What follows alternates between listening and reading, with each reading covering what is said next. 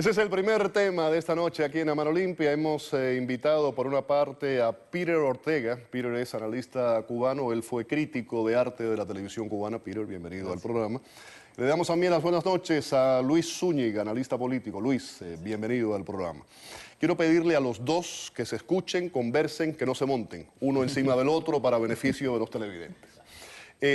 Se habla de apertura económica en esa carta, pero no política. No hay... ¿Qué pasa con los derechos humanos de los cubanos? ¿Quedan en segundo lugar? Comienzo contigo, Peter. Bueno, en la carta hay un momento en que se menciona también el tema de los derechos humanos, que quieren seguir insistiendo en ese punto. De hecho, me lo acabo de leer ahora en el programa a fondo, la saqué y leí ese fragmento. Y se habla de Alan Gross, que es importante que lo liberen. O sea, sí se menciona ese punto. Y por otra parte, no se habla del embargo puntualmente. Se le pide a Obama que aplique medidas ejecutivas puntuales, lo cual me parece inteligente, porque al final la discusión de que se quite el embargo es muy larga y al final ellos saben que ese camino no va a conducir a ningún lugar porque necesita la aprobación del Congreso. Y entonces, bueno, ellos están pidiendo a Obama que aplique medidas ejecutivas que sí pueden esquivar al Congreso. Entonces yo creo que en alguna medida a mí me parece interesante por dos razones. Primero, están hablando de apoyar a la sociedad civil cubana y o esa pequeña empresa que está surgiendo en Cuba, ese mercado independiente. Y yo creo que para que una sociedad civil pueda agenciar un cambio en cualquier país, es importante que sea independiente de la gestión gubernamental. Y para que sea independiente, la independencia financiera es fundamental. Cuando un individuo tiene un poco de dinero en su bolsillo, creo que puede sentirse un poco más valiente para enfrentar una dictadura que cuando no tiene ni dinero ni comida. Yo creo que esa es mi teoría, ¿no? Y estas medidas yo creo que van encaminadas a ese pequeño sector, no al gobierno, sino a ese flujo de libre empresa que está fungiendo en Cuba. Por otra parte, están hablando de aumentar el intercambio, los viajes de allá hacia acá, de aquí hacia allá. Yo creo que eso también es bueno. Por ejemplo, esto del intercambio cultural, los músicos que vienen. Cuando un individuo cubano que nunca ha salido de Cuba sale por primera vez fuera de Cuba y viene a Estados Unidos y conoce la libertad y regresa, ya va con un bichito en la cabeza. Ya no es la misma persona. Ya conoció la libertad, ya sabe que aquello no es lo que él quiere para sí. Vamos a ir con Luis. Luis, varios puntos tocó Peter. Quiero saber tu punto de vista, ¿cuál es? Mira, yo estuve estudiando el documento y evidentemente este es un documento más de carácter humanitario hacia un grupo de cuentapropistas en Cuba que en definitiva no tiene ningún impacto político. Eso es evidente ahí porque ni aún con el éxito de estos cuentapropistas pues se va a producir un cambio. No hay una conexión entre el éxito de los cuentapropistas y un cambio democrático o libertades en Cuba. Lo que nos enseña a nosotros la experiencia de 50 y pico de años, lo que la hemos vivido en toda su extensión, magnitud y profundidad, es que los cambios económicos o las pequeñas ranuras que el régimen ha abierto a través de todos estos años han sido medidas coyunturales para resolver cuando el agua les ha apretado al cuello en materia económica. No ha sido propósito de... No ha sido por convicción, sino por obligación. Exactamente.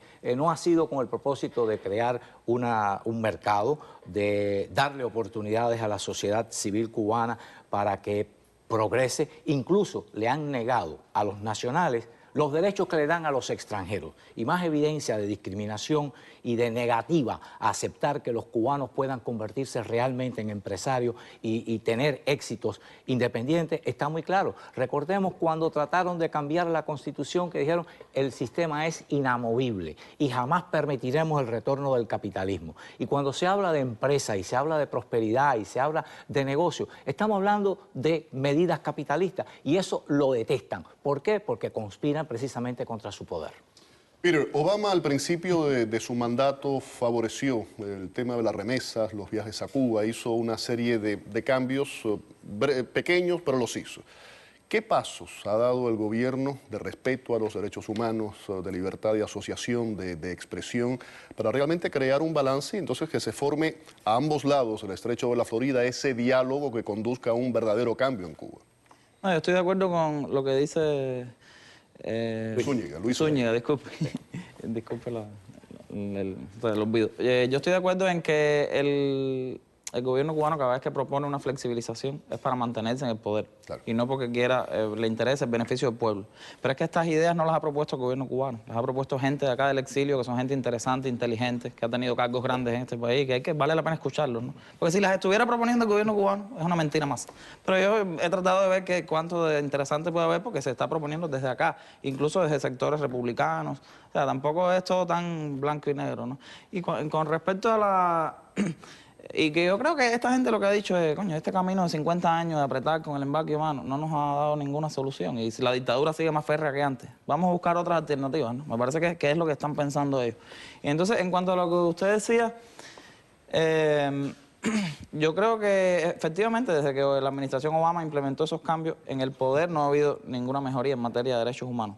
Pero yo creo que lo importante es lo que pasa en la gente, en las cabecitas de la gente.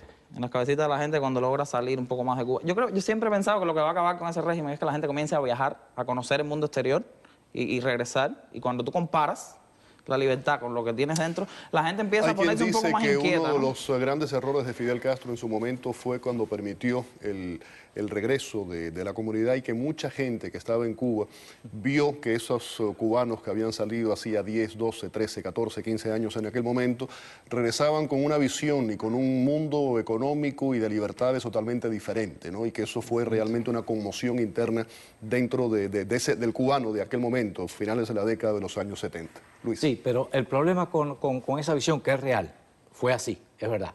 Les abrió un mundo porque era una sociedad extremadamente cerrada en aquel momento, muy poco acceso a información foránea, extranjera, y por lo tanto la gente lo que veía en la televisión, leía en el periódico, en la radio, escuchaba en la radio y leía en las revistas, era exactamente todo de que aquí no estamos bien, pero el mundo está peor que nosotros, y entonces hay que aceptarlo como bueno. Ese era el micromundo que había creado el castrismo y esa llegada de los cubanos del exterior les enseñó que no era lo que el régimen le había dicho y de que había y provoca en cierta forma el Mariel, ¿eh? Sí, que había... Es un poco el antecedente del Mariel. Es correcto. Pero ahí es donde voy. Exactamente. Lo que sucedió fue que hay un mecanismo dentro del pensamiento del cubano que se lo ha instigado el régimen como que son invulnerables, que son inexpugnables, que el régimen y la revolución es para la eternidad.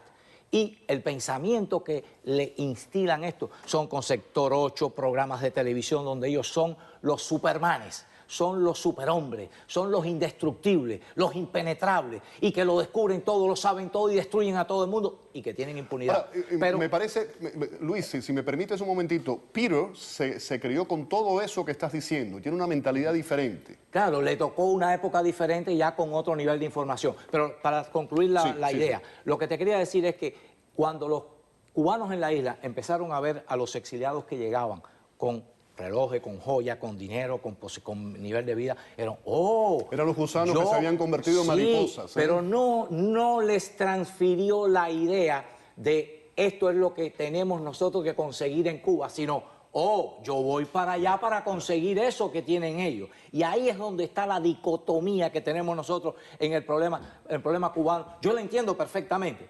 ¿Por qué? Porque la libertad conlleva un sacrificio, lleva riesgos, lleva peligros, lleva cárcel o lleva muerte. Y una cárcel violenta como la que nos tocó vivir a nosotros, una cárcel de violencia, de fajarnos con la guarnición, de bayonetazos, de tiro, de ametrallamiento, no era nada de juego y que se constituyó en un factor de terror. Por eso cuando hablamos de un sistema de terror, es eso exactamente lo que han establecido. Un régimen policíaco y de terror donde los cubanos buscan la solución personal y no la solución colectiva. Y ese es el problema que tenemos nosotros en Cuba. Quería, Peter, no me quiero salir del tema, pero me parece interesante por lo que estamos conversando. Él estaba hablando de cómo funciona el régimen, cómo ha funcionado, cómo ha tratado de crear a ese hombre nuevo durante los últimos 50 años. Tenemos un caso como el tuyo, una persona con una mente abierta, con una mente totalmente diferente a esa mente obtusa que ha creado el régimen. ¿Cómo Peter Ortega y otros muchos se salen de esa enseñanza comunista de tantos años?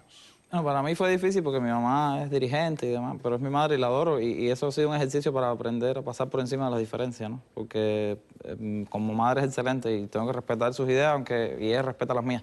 Pero sobre todo fue la universidad. Yo estudié la carrera de Historia del Arte en la Universidad de La Habana y tuve profesores muy valientes que nos enseñaban a leer a los lectores prohibidos y nos decían, sí, hay que leer a Vargas Llosa y nos lo examinaban en un examen. Sí. O sea, hay héroes anónimos, aunque uno no crea. Hay gente valiente que en la universidad se arriesga a darte en clase a los artistas que el gobierno no quiere que se mencionen.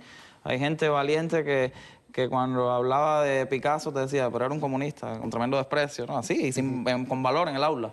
Y entonces yo creo que haber estudiado Historia del Arte, esa carrera es maravillosa, por lo menos en La Habana, en la universidad, es una carrera que te enseña a respetar las libertades en todos los sentidos, no solo artísticas, sino humanas, de credo, religioso. Las humanidades. Y yo creo que pasa también con Elisa, con San Alejandro, los jóvenes que estudian arte, no solo crítica de arte como yo, sino los que pintan, los músicos, la Escuela de San Alejandro, son los que en Cuba pudieran hacer algún cambio, son los que tienen la mente más abierta, son la gente valiente, los músicos que están poniendo su música al servicio del cambio y que quieren hacer cosas, que tienen miedo, es lógico, es verdad, pero que yo creo que en mi caso fue la universidad, filósofos, que el profesor de filosofía nos decía siempre, es absurdo, este semestre de historia de la filosofía, lo que me han dicho que les tengo que dar es filosofía marxista, ¿por qué? Si la historia de la filosofía no es solo marxista, y nos daba, y obvió el panfleto, el plan de estudio, y dijo, yo voy a dar lo que yo entiendo que les debo dar. Gente que valiente que de algún modo se está arriesgando, como un profesor que hace lo que quiera y no lo que dice el plan, se arriesga. Y así pasa con ciertas carreras de la universidad. Yo creo que hay profesores de la Universidad de La Habana. De hecho, los de la Primavera Negra, muchos periodistas eran profesores de periodismo en la universidad. Hay gente valiente dentro de la oficialidad. Y yo voy a estar de acuerdo ahora con Peter. Yo voy a estar de acuerdo con Peter. No son los potenciales empresarios o que tengan negocios en Cuba los que se van a constituir en un factor de cambio para la sociedad cubana. ¿Tú sabes por qué? Porque van a tener privilegios, intereses económicos que defender y que proteger. Y la forma de protegerlo es estando a bien con el régimen, o por lo menos no buscándose problemas. Bien, y eso lo hemos visto en Vietnam y lo hemos visto en China, donde los empresarios que se convierten en ricos o que hacen negocios en China y son exitosos no cuestionan en absoluto el orden político. Pero esos que estaba mencionando Peter, los profesores en la universidad, los de arte, los que cuestionan, los que le dicen lea a los prohibidos, ese sí es una semilla. Esa sí es una semilla de libertad, esa sí es una semilla que le va sembrando en los jóvenes el deseo del cambio, de decir, déjame comparar, yo quiero ver lo que yo estoy viviendo, lo que tú me dices que es la sociedad buena y las sociedades otras que me describen en un libro, que me describen en un video, que me describen a través de un acceso a través de la informática. Tengo que irme y quiero irme con una pregunta que se ha planteado innumerables veces y nunca hay una respuesta concreta y específica, y es el tema del embargo. De nuevo, brevemente los dos. El embargo, ¿qué es? Primero, ¿existe el embargo? Esa sería la primera pregunta. Y la segunda, ¿eso le ha dado al régimen de La Habana una justificación a su fracaso político, económico, social? Vamos a quitar el acceso a la banca internacional en el otro plano. ¿Cuál es su punto de vista? Yo creo que sí, como ha dicho Giovanni Sánchez muchas veces, el embargo es el gran pretexto que usa el gobierno cubano para escudar toda su ineficiencia económica, su ineptitud, toda la miseria en que ha convertido ese país. Y entonces, cuando no esté, bueno, pues yo creo que la gente va a abrir un poco los ojos porque el cuento de hadas se va a caer, ¿no? Y todavía hay gente en Cuba ciega, ¿tú crees que no? Pero sí, hay gente en Cuba que no viaja nunca y que solo ve la idiotez que te ponen en el noticiero, el cerebro se te tupe en determinado momento. Claro. Y una mentira repetida 1000 veces puede convertirse en una verdad. Hay gente en Cuba que todavía cree que ellos están así por culpa del embargo. Uno piensa que no, pero yo vine hace un año. Todavía hay gente que se cree eso. Entonces, por otra parte, el embargo es verdad que no se ha implementado en la práctica. Los barcos siguen entrando, en fin, pero no ha demostrado en 50 años nada. La dictadura sigue más férrea que antes. Y por otra parte, yo creo como él y todos queremos un futuro para Cuba libre, con democracia. Claro. Pero eso lo tienen que decidir los cubanos de dentro y de fuera, nosotros, pero no un gobierno externo. Es una postura injerencista, ¿no? Estados Unidos a veces quiere ser el policía del mundo y eso es malo. Luis, me voy contigo. Mira, el embargo no fue diseñado para derrocar al régimen de Cuba. Eso es una falacia que han ido tratando de crear para desmontarlo. Pero en un principio, estamos de acuerdo, en un principio no se parte de esa base, pero fue derivando a eso. No, el embargo lo que se convirtió en un instrumento de negociación para un momento determinado, tener algo con que intercambiar o con que presionar al régimen a producir cambios. Y la experiencia nos ha enseñado en 50 y pico de años que solamente el régimen ha producido medidas de cambio o a pequeñas aperturitas cuando se ha sentido con la soga al cuello. Si quitamos el embargo, vamos a perder ese factor de cambio. Gracias a los dos, Peter y Luis. Y realmente ha sido un placer tenerlos aquí a los dos cubanos. Dos cubanos que han crecido a ambos lados del estrecho de la Florida con edades diferentes, mundos diferentes. Correcto. Y creo que con una visión muy similar, ¿no? De cuál es el futuro. Y yo estoy seguro que con el tiempo esas diferencias con los que recién llegan, con los que estamos acá, se van achicando porque vamos llegando a un consenso. Ya la visión de la Cuba que nosotros teníamos de antes ya no es la Cuba de hoy. Yo estoy al tanto y yo sé todo lo que pasa en Cuba porque estoy al tanto de todo esto. Y los que están dentro de Cuba vienen, como él estaba explicando muy bien, venimos de un mundo cerrado que ahora empieza a abrirse y empezamos a ver otros horizontes, otras posibilidades, y por eso cada día nos acercaremos más. Y estoy seguro que en el momento en que la gerontocracia, esa que está en Cuba, salga del poder, es posible que vaya a haber un acercamiento de afinidades, de compromisos, por entendimiento histórico de que ese régimen, esa revolución y todo su planteamiento fueron un fracaso. Luis, muchas gracias. Brevemente, rapidito, antes de terminar. Rápido que tengo que irme, dime. Que es interesante, ¿no? Porque la postura, hay personas que piensan que cuando un régimen tiene una holgura económica y económicamente está mejor es cuando más oprime a sus disidentes. Yo creo que no, cuando tiene miedo, cuando está con la es cuando... No, sin duda, en eso estamos Entonces, totalmente de acuerdo. Yo creo que eso... Vamos a la pausa, gracias a los dos. Al regreso, una comisión del Senado de Estados Unidos ha aprobado sanciones contra represores venezolanos. Les tenemos los detalles.